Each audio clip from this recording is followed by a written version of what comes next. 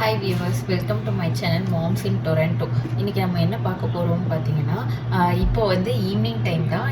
நான் ஆல்ரெடி இப்போ ஒரு ப்ரெட் அல்வா செஞ்சு காமிச்ச மாதிரி இன்றைக்கி ஒரு சின்னதாக ஒரு ஈவினிங் ஸ்நாக்ஸ் எப்படி செய்கிறது அப்படின்னு காட்ட போகிறேன்.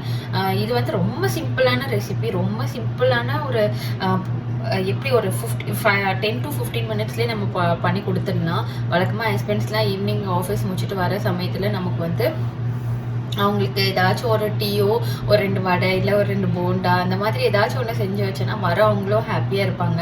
நம்மளும் பசங்க பார்த்தீங்கன்னா இந்த கெனடாலெலாம் குளிரில் வீட்டுள்ளேயே இருப்பாங்க.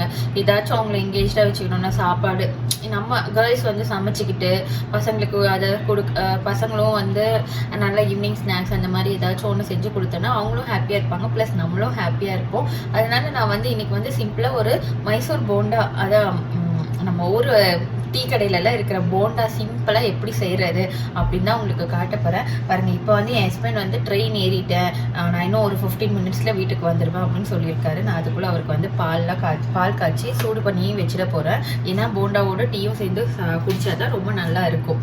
அதனால இந்த போண்டா செய்கிறதுக்கு முன்னாடி நான் ஃபஸ்ட்டு கொஞ்சம் பால் காய்ச்சி வச்சுக்கிறேன். ஏன்னா பால் கொதிச்சுட்ட பிறகு பிரனிஷ்க்கும் நம்ம பால் கொடுக்கணும். அதனால அவனுக்காக சீக்கிரமாக கொஞ்சம் காய்ச்சி வச்சுட்டேன். இது செய்கிறதுக்கும் இந்த டீ ரெடி ஆகுறதுக்கும் கரெக்டாக இருக்கும். இப்போ பாருங்கள், நான் வந்து இந்த போண்டாக்கு என்னெல்லாம் தேவை அப்படின்னு உங்களுக்கு நான் காட்டுறேன். ஃபஸ்ட்டு வந்து நான் 1 கப்பு மைதா எடுத்து வச்சுருக்கேன். இங்கே பாருங்கள், 1 கப் மைதா, அப்புறம் 1/4 கப்பு ரைஸ் ஃப்ளவர். இது வந்து ரோஸ்டட் ரைஸ் ஃப்ளவர் தான், வறுத்த அரிசி மாவு, சோடா மாவு கொஞ்சமாக, தண்ணி. அப்புறம் இதில் போடுறதுக்கு வந்து நான் ஒயிட் ஆனியன் தான். நான் வந்து ஈவினிங் ஸ்நாக்ஸ் செய்கிறதுக்காகவே ஒயிட் ஆனியன் வாங்கி வச்சுடுவேன், எல்லோ ஆனியன் வாங்கி வச்சுடுவேன். மற்ற நம்ம குழம்பு அதெல்லாம் செய்கிறதுக்கு நம்ம ரெட் ஆனியன் நம்ம ஊர் இதுவே தான். இது பாருங்க, கொஞ்சமாக இஞ்சி, கொஞ்சமாக பச்சை மிளகாய். இஞ்சி வந்து நான் எல்லாத்துலேயும் மெதுவடை செய்யும் போது கூட நம்ம வந்து இஞ்சி போட்டோன்னா ரொம்ப வாசனையாக இருக்கும். அதனால வந்து இஞ்சி, நான் வந்து பெருங்காயம் வந்து பிரணீஷ்க்கு கொடுக்குறதுனால நான் சாயந்தரத்தில் எது கொடுத்தாலும் அவனுக்கு கொஞ்சம் பெருங்காயம் சேர்த்து கொடுத்துடுவேன். அப்புறம் பார்த்தீங்கன்னா உப்பு, இது மட்டும்தான் தேவை. இதை வச்சு நம்ம ஈஸியாக செஞ்சு முடிச்சிடலாம். வாங்க எப்படி செய்கிறதுன்னு பார்ப்போம். இப்போ பாருங்கள், இது எல்லாத்தையும் போட்டு மிக்ஸ் பண்ணி தண்ணியை ஊற்றி பிசைஞ்சிடணுங்க, உப்பு போட்டு. அவ்வளோதான், ரொம்ப சிம்பிள் தான். நம்ம ரொம்ப நிறைய யோசிச்சு நிறைய செய்யணும் அப்படின்னா நம்ம வந்து பார்த்து செஞ்சுட்டு இருக்க முடியாது. எவ்வளோ சிம்பிளாக நம்ம என்னெல்லாம் பண்ண முடியுமோ அதெல்லாம் பண்ணி கொடுக்கலாம். அவங்களும் ஹாப்பியாக இருப்பாங்க, நமக்கும் கொஞ்சம் ஹாப்பியாக இருக்கும். சரி, ஏதோ ஒன்று நம்ம செய்கிறத சாப்பிடலாம், ஏதோ ஒன்று.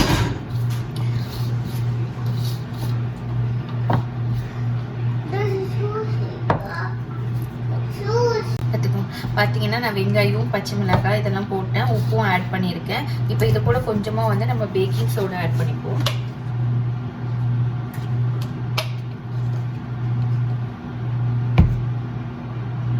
கொஞ்சமாக வந்து பேக்கிங் சோடா, எண்ணெய் நம்ம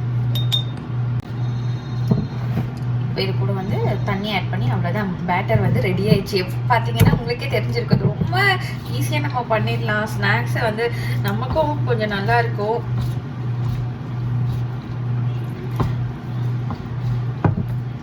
அவங்களும் ஹாப்பியாக வந்த உடனே ஒரு ரெண்டு போண்டா வச்சு ஒரு டீயை குடிச்சிட்டு அப்புறமா நம்ம என்ன வேலை சொன்னாலும் செய்வாங்க ஜாலியாக. நம்ம எதுவுமே கொடுக்கலன்னா வேலையே செய்ய மாட்டாங்க. வந்த உடனே என்ன வேலை வாங்குறியா அப்படின்னு சொல்லி கேட்பாங்க. இல்லாட்டி லேப்டாப்பை தூக்கி வச்சுட்டு எனக்கு இன்னும் ஆஃபீஸ் கால் இருக்குது, மீட்டிங் இருக்குதுன்னு சொல்லிடுவாங்க. அவங்க வந்து ஆஃபீஸ் வேலையை முடிச்சுட்டு வரவங்களுக்கு எப்போவுமே வந்து ஒரு நம்ம வந்து ப்ளசண்ட்டான என்விரான்மெண்ட், கொஞ்சம் ஹாப்பியாக அவங்கள வந்து சந்தோஷப்படுத்தணுன்னா அவங்க ஆல்ரெடி அவங்களுக்கு வந்து ஃபுல் டே ஏதாச்சும் ஒரு மீட்டிங்கு, ப்ரெஷர் அந்த மாதிரி ஏதாச்சும் ஒன்று இருந்துக்கிட்டே இருக்கும். அப்புறம் வீட்டுக்கு வந்த உடனே நம்மளும் வந்து எதுவுமே ஜாலியாக இல்லாமல் நம்ம கேர்ள்ஸ்க்கு எப்போவுமே ஏதாச்சும் ஒரு கஷ்டம் இருக்கும் தான். அதை வந்து நம்ம அவங்கக்கிட்ட காட்ட முடியாதுல்ல. ஆக்சுவலாக வந்து நான் இன்னொன்று சொல்லணும், என்னால் வந்து டெய்லி ருட்டைன் வந்து போட முடியாது. ஏன்னா டெய்லி ருட்டைனில் பார்த்தீங்கன்னா நானும் பிரனிஷும் மட்டும்தான் இருப்போம்.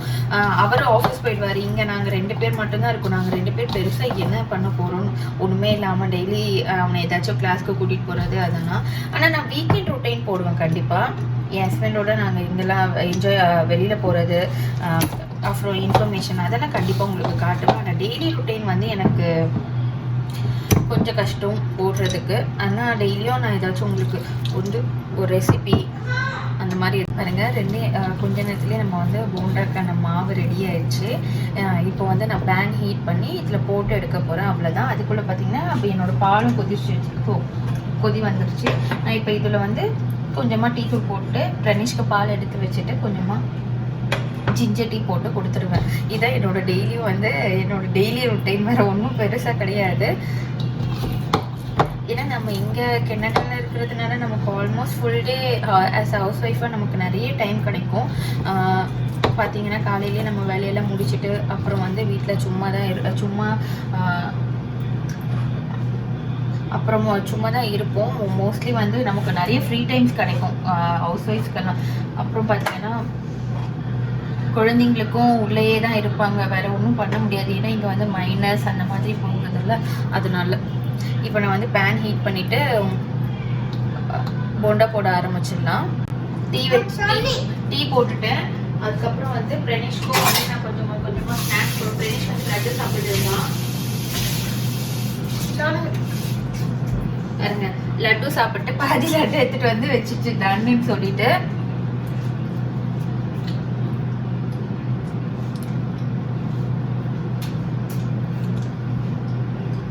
ஆக்சுவலாக அவரை கீழே வந்துட்டு இருக்கேன் அப்படின்னு பாருங்க. நான் எண்ணெய் சூடாயிடுச்சான்னு கொஞ்சமாக போட்டு பார்த்தேன். எண்ணெய் சூடாயிடுச்சு. இது வந்து கையில் ஒட்டுது அப்படின்னா நீங்கள் கொஞ்சம் கீ தடவிட்டு இதை சின்ன சின்னமாக ரவுண்ட் ஷேப்பில் போட்டு எடுத்துடலாம்.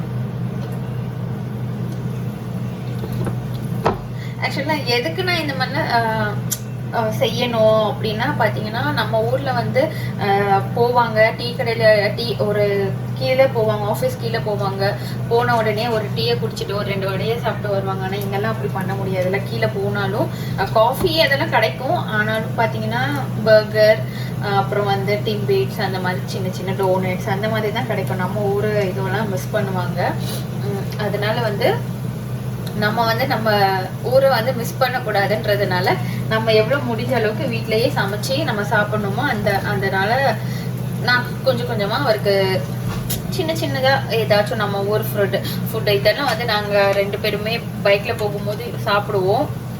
அதனால இதெல்லாம் ஞாபகம் வச்சுக்கணும் அப்படின்றதுக்காக நாங்கள் இதெல்லாம் செஞ்சு சாப்பிட்டு இருப்போம்.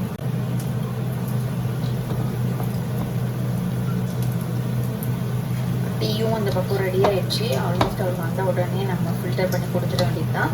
பிரனிஷ்க்கும் ஒரு 2 போண்டா முன்னாடியே போட்டு கொடுத்துடுவேன். அப்போ வந்தாச்சு பாருங்க. போண்டா வந்து எப்படி நல்லா செவந்து அப்படியே அந்த டெக்ஸ்சர் வந்து நல்லா வந்திருக்கும். ரொம்ப சிம்பிள். அதான் நான் ஆல்ரெடி உங்களுக்கு சொன்ன மாதிரி தான். இது மைசூர் போண்டாலாம் இல்லை, நம்ம ஊர் டீ கடை போண்டா, அவ்வளோதாங்க. எங்கள் வீட்டு சைடில் அங்கே நாங்கள் சென்னையில் இருக்கும் போது ஒரு டீ கடையில் போன உடனே சாயந்தரத்தில் சுட போட்டு தருவாங்க. அந்த ஃபீல் கொண்டு போகணும் அப்படின்றதுனால தான் அதை மிஸ் பண்ணக்கூடாதுன்னு சொல்லிட்டு இந்த மாதிரி நான் செஞ்சுருக்கேன். நீங்களும் உங்கள் வீட்டில் ட்ரை பண்ணுங்கள் கண்டிப்பாக.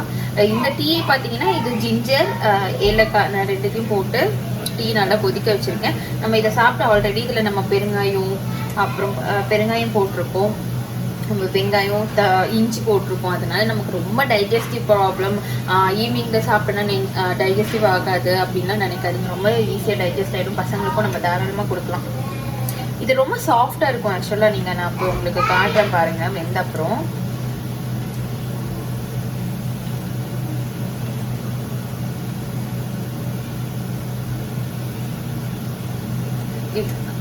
என்னோட டெய்லி ரொட்டீன்லாம் வந்து ஈவினிங்லேருந்து தான் ஸ்டார்ட் ஆகுமே.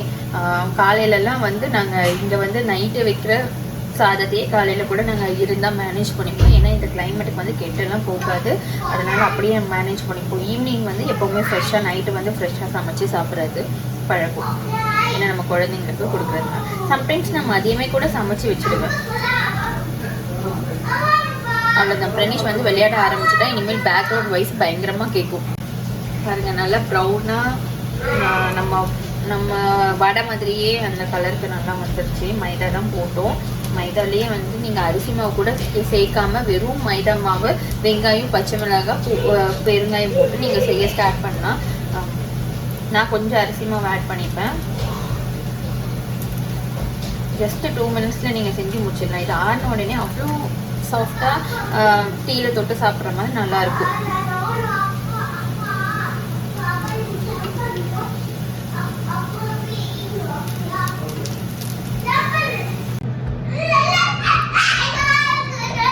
பார்த்தீங்கன்னா வந்து நமக்கு சூடான போண்டாவும் சுட சுட டீயும் ரெடி ஆயிடுச்சு. நாங்களும் சாப்பிட்டு டேஸ்ட் பண்ண போகிறோம். டேஸ்ட் பண்ணுறதுக்காக ஒருத்தர் ரெடியாக உட்காந்துட்டு இருக்காரு ஃப்ரெஷ்அப் ஆகிட்டு. நீங்களும் உங்கள் ஹஸ்பண்டுக்கு இந்த மாதிரி சமைச்சு கொடுத்து ஹாப்பியாக இருங்க. இன்னைக்கு இதை சிம்பிளாக உங்களுக்கு வந்து ஒரு ரோட்டுக்கடை போண்டா செஞ்சு காமிச்சிருக்கேன். அடுத்த எபிசோடில் நான் வேறு ஏதாச்சும் உங்களுக்கு சமைச்சு காட்டுறேன். Until then it's by. உங்களுக்கு இந்த வீடியோ பிடிச்சிருந்தா லைக் பண்ணி சப்ஸ்கிரைப் பண்ணி கமெண்ட் பண்ணுங்கள்.